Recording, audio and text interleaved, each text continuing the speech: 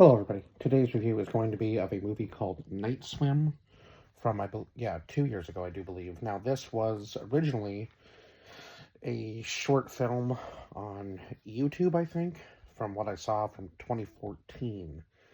And then, I guess, 10 years later, they tried to make it into a feature-length film, which sometimes does translate and sometimes doesn't. Like, the idea was there, but it felt kind of, like, dragged out a little bit, in a sense.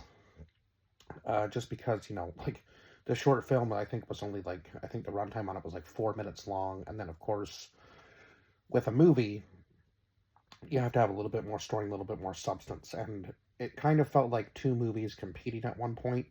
It almost gave me like Amityville horror vibes in certain parts of it, but just like a totally different spin on the story. Like, instead of like an actual possession, it was more like the water that was possessing the people.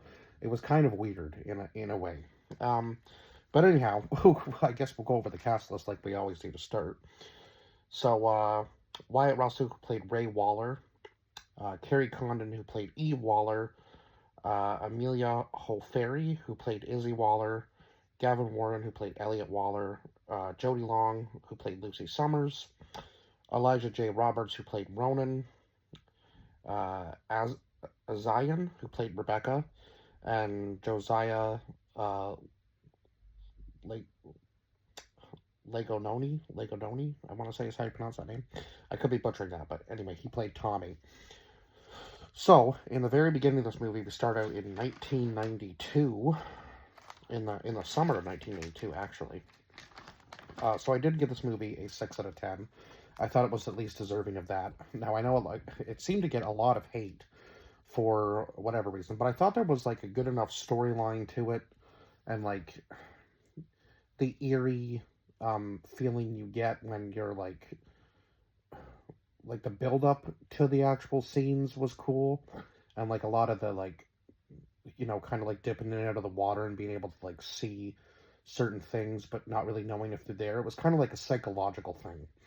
Um, so yeah, I do like the psychological horror a little bit more. Like, it had like a thriller aspect to it as well, I suppose, because you weren't really sure, like, you weren't really sure if what they were seeing was the actual person, or just something like out of the corner of their eye, like their own imagination trying to kind of like playing tricks on them, right?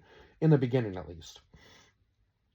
So in the summer of 1992, his sister goes looking for her brother's boat and goes missing in the pool. Now, of course, we don't really know much other than she's like trying to get her brother's boat out of the pool, and it seems like something is trying to like lure her into the water.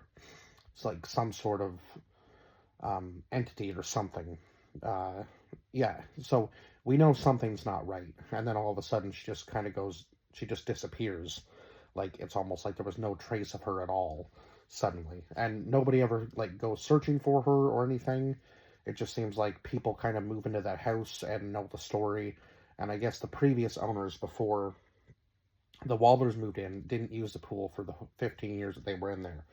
And of course, eventually it gets to the point where her neighbor has to tell her the story, right? So Ray has, I guess he was a former baseball player, but he has some sort of injury that's not allowing him to play. And I guess it's kind of a nice little change in pace for them, because they seem to be moving from place to place, and the kids never really get settled down, and they're always trying to make new friends everywhere they go. So it's hard on the kids for sure.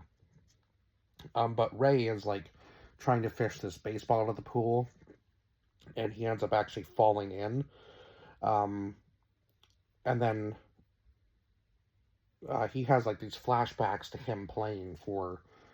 Oh, I can't remember what team it was. Was it the Brewers? I think it might have been the Brewers. Um, so yeah, he falls into the pool and has flashbacks of him playing baseball.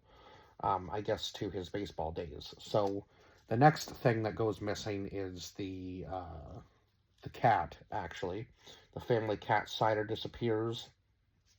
So it seems that this demon is just like slowly taking lives as it goes along, right? And it seems to be healing Ray in the process. Like, when he goes to the doctor to get like his checkup or whatever, she says that she's never seen anything like this. Like, he's healing at a rapid pace, like nothing she's ever seen before, sort of thing. So, of course, he thinks that the water's like some sort of like, I guess his exercises in the water's like healing him quicker, I guess. Whatever the doctor told him to do is helping, right? At least that's his theory. So eventually it gets to the point where Elliot goes swimming in the day and hears his voice in the pool, and then gets grabbed by whatever is in the pool with him, right? Um, and then eventually, I think a few days later, when uh, when Amelia, right? Yeah, when Amelia invites Ronan over, like her boyfriend, love interest, whatever you want to call it, the guy who basically invited her onto the swim team and clearly has feelings for her, so they're kind of like they're playing a game of Marco Polo, and eventually she kind of sees like the demon or entity that's in there in the pool as well. So like a lot of this movie takes place in the pool.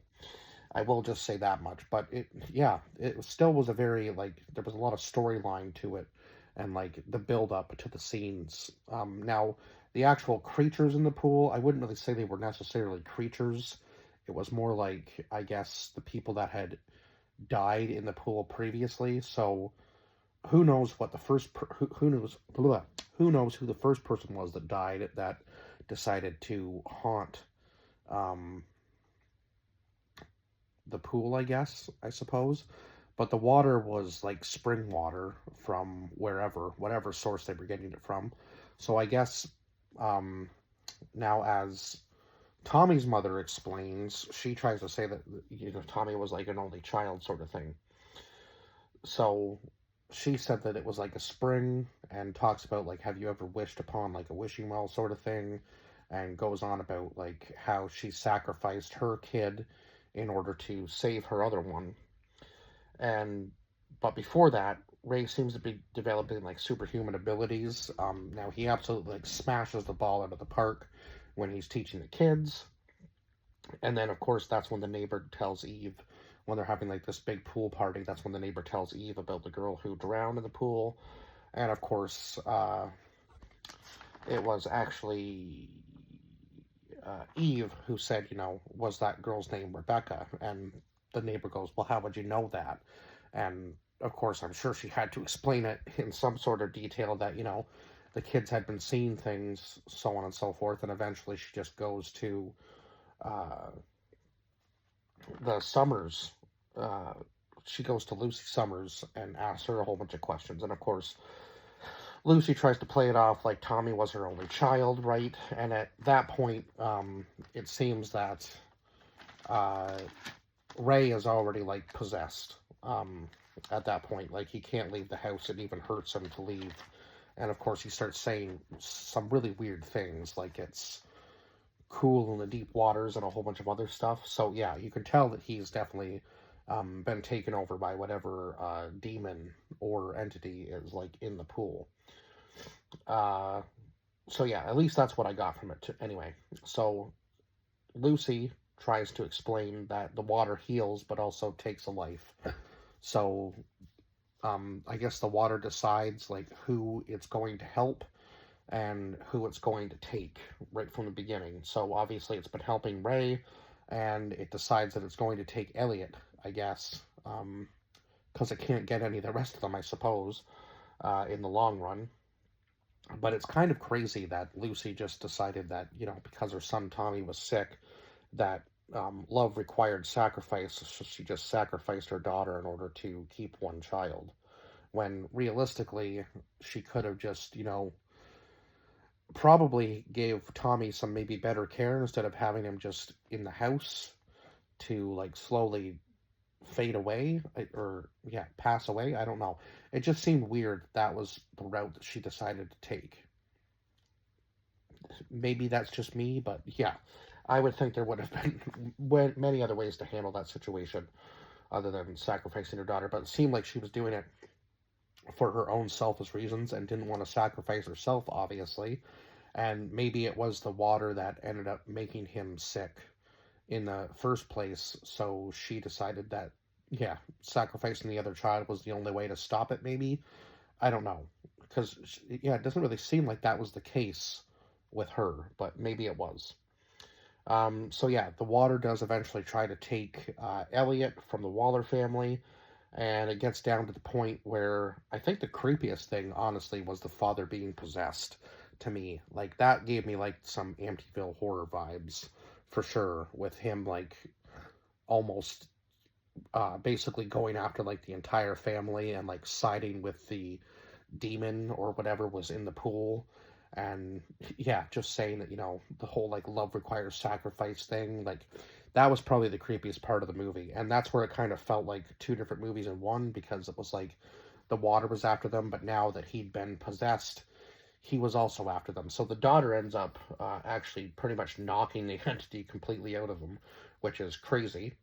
And then, of course, you can see like Elliot getting slowly taken. Even though he's been pulled away from the water, the damage has already been done. And unfortunately, Ray has to sacrifice himself in order to save Elliot. So, in the end, he was selfless, kind of like he, I guess, always was. I suppose he was a little selfish in the beginning because it seemed like the water was kind of like calling to him, obviously, right? And based on that, it chose to heal him over everybody else.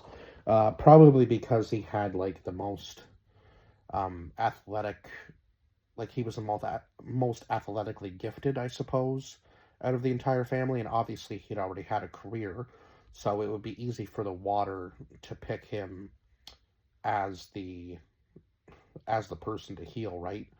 Um, and kind of, I guess, give him the life he wanted, and then take from him also at the same time.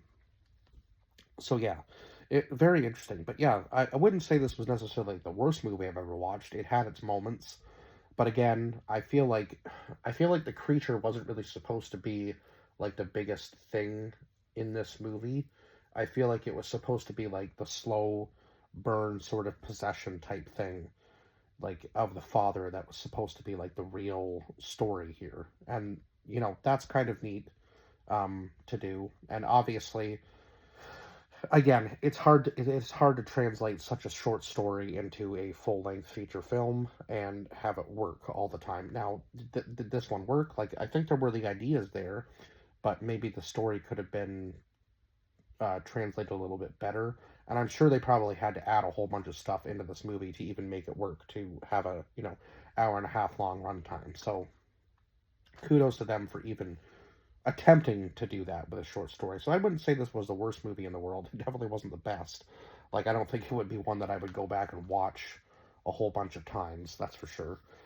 Yeah, because I did only give it a 6 out of 10. So it is middle for me. Like, it's a movie that's a fun watch, but there are little things in it too that I thought were cool that they added. Like when he hits the baseball and it rips, he kind of notices that the baseball that was ripped looks very similar to the baseball he picked up in the pool at the beginning of the movie. So it was almost like there were subtle signs that the pool had picked him before they even moved in, which is interesting because then he gets cut by the pool when they're cleaning it out. So yeah, it was almost like the pool had like picked him to heal him up. And he even notices too when he like unwraps his hand how fast he's healing. So he keeps going back to the water because he believes that that's what's doing it for him. And eventually it ends up at the pool party getting him possessed, and he has like almost like a seizure type event, and won't let go of the one kid that he's like, I don't know, having some sort of like water fight in the water with. It was just a very weird scene. But anyway, um, yeah, it was like I don't know how to, like, almost like American Gladiators, but like in the water, and they were like pushing one another, and then eventually, he got pushed under the water, and the water started to like call to him, I guess, and then eventually it just like possessed him. Yeah, whatever entity was in that pool ended up possessing him. So yeah, but that was probably the creepiest thing, was him being possessed, and like the whole house scene with him at the cave and like like tracking the daughter around the house and then eventually locking her in the garage. See, I'm not sure how she even got out of there, but yeah, um, yeah. So this movie definitely had like its moments. and, you know, like, the family trying to kind of, like, come together just based on what had happened to him, right? And them having a very hard time seeing their dad that way. And, you know, I guess finally now they were kind of like settled down a little bit, but they end up losing their dad in the end, who seemed like the character that kind of um, kept the family together a little bit. So, yeah, kind of a sad ending to the movie. But I guess it just showed how selfless he actually was at the very end of the movie, anyway, to save the rest of the family over himself. So yeah, even though he, you know, could have probably been the selfish person there and just let his son die, he kind of comes to, obviously, after his after Amelia knocks the demon right out of him. Or no, after Izzy knocks the demon right out of him. Sorry. Amelia was the one who played her. Yeah, Izzy was the actual daughter. Oh my god, I think I messed that up earlier, so sorry, my bad. Yeah, so Izzy was the one that knocked the demon out of him, and then, yeah, Elliot gets saved and he has to sacrifice himself at the end. So yeah, sorry if I butchered that earlier on in the movie. I think I said Amelia, but it actually is Izzy who was the daughter, was the daughter's name in the movie. Oh my god. Anyhow, um, yeah, I think that's pretty much it. That's all I can say about this movie. If you haven't seen it, I would recommend at least watching it once. Um, and that's probably all you'll need to watch it, just because it's not like a huge, like, great horror film, but there are aspects to it that I did enjoy, and it gave me goosebumps in some of the scenes. Like, it was a really eerie feeling, just like certain parts of the movie. I don't really know how else to explain it other than just, you know, like, it was a whole lot of, like, you felt tense during a lot of the scenes, and you were like, nope. And if that had happened to me, I can tell you right now, I would definitely not be swimming for a very long time. So, yeah, yeah, I think that's it. I guess I will see you guys in the next review. Bye bye for now.